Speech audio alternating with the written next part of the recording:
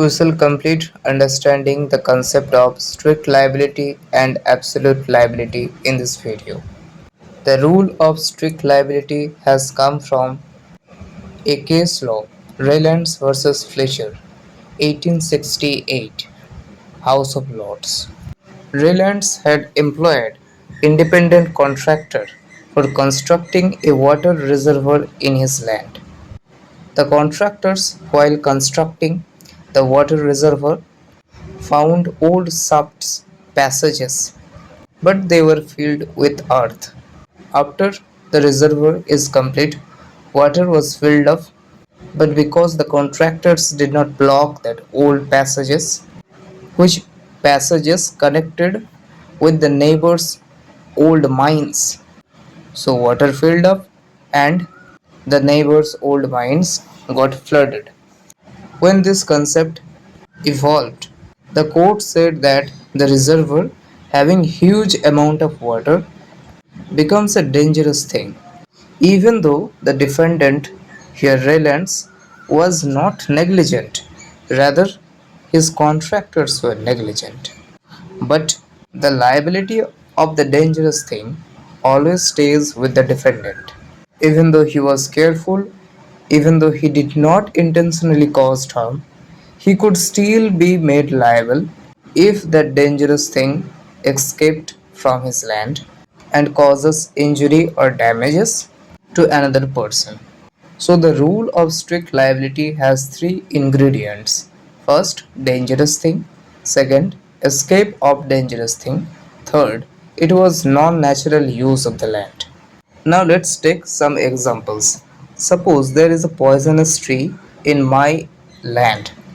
If the branches of the poisonous tree goes out of my land in the neighbor's area and the neighbor's cattle has eaten those leaves and got sick, then I shall be liable because the branches of the poisonous tree has escaped my land and it has gone to the neighbor's area, and because it is a poisonous tree, so this comes within the non-natural use of the land, being a dangerous thing, and it is escaping. But remember that if there is no escape, there is no liability.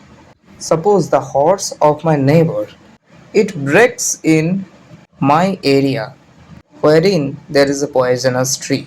The branches of the poisonous tree are within my area, but the horse breaking in eats those leaves of the poisonous tree and dies. So here there is no escape, so I am not liable. This is the case of Ponting versus Noakes.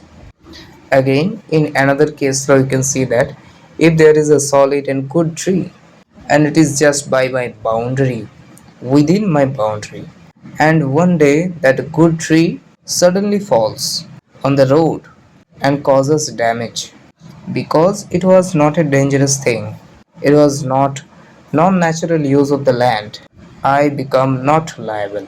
It is the case of Noble versus Harrison. Now, we need to know that the rule of strict liability has certain exceptions. These exceptions are plaintiff's own fault, when the plaintiff is also at fault, like my neighbor's horse has intruded in my land and has eaten the poisonous leaves of the tree. So the plaintiff is here in fault. Second, consent of the plaintiff. There was a shop room and it was in ground floor. The first floor was given in rent or lease. When the lease was granted, the plaintiff knew, the owner of the shopkeeper who was in the ground floor, he knew that the first floor will be filled with a system of sprinklers which is designed to discharge large amount of water in case of any fire. So the plaintiff knows about that dangerous substance here, the water, but he has expressly or impliedly has agreed to bringing that dangerous substance. One day what happens? For severe frost, the sprinklers burst and the water flows and damages goods in the shop room. Here rule of strict liability will not be applied because It was brought in with the consent of the plaintiff. Third exception, Act of God. Here we have a case law, Nicholas versus Marsland. Here artificial lakes were made, but there was extraordinary rainfall, and for that the artificial banks of the lake burst open and it flooded and destroyed a country bridge of the plaintiff. Because there was extraordinary rainfall which is greater and more violent than any within the memory of the witness. So it was counted within the act of God, and an exception is given to the rule of strict liability. Fourth, act of a stranger.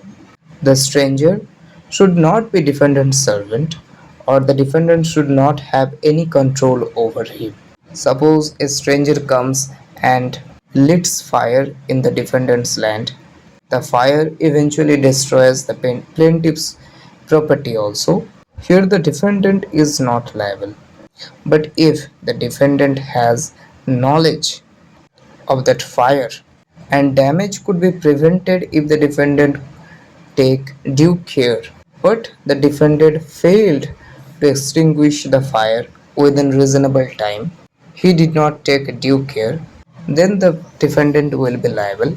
Otherwise, it is the act of a third party or stranger, so the defendant will not be liable.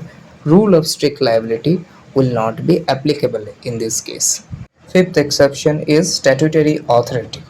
If a work has been done by the order of a statute, order of a parliament, suppose water pipes are being laid by the waterworks company, which is authorized by the parliament to do so.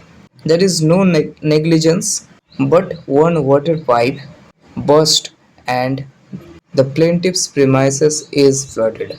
In this case, there was statutory authority and the defendant is not liable.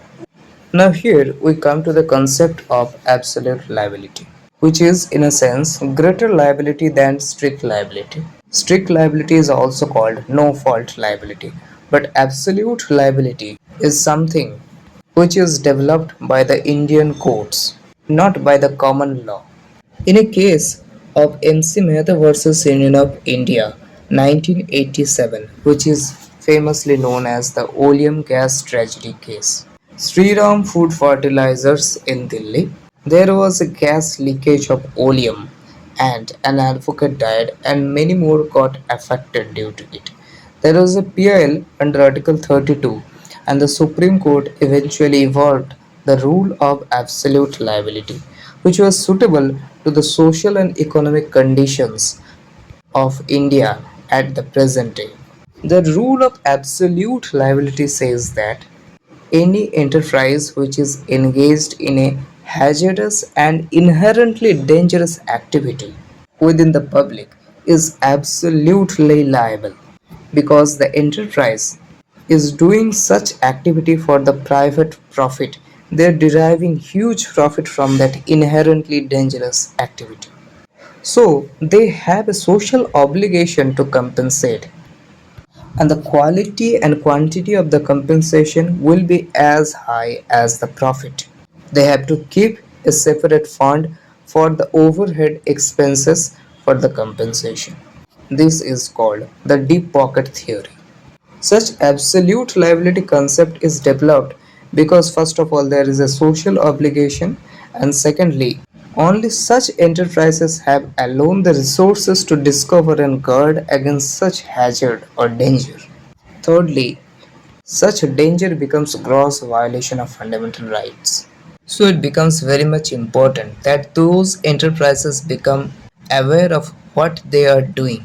Whether they are negligent or not, it is not a question, but the activity they are doing is hazardous and inherently dangerous. And now we have completed the discussion of strict and absolute liability. Please like, share and subscribe and drop a comment below.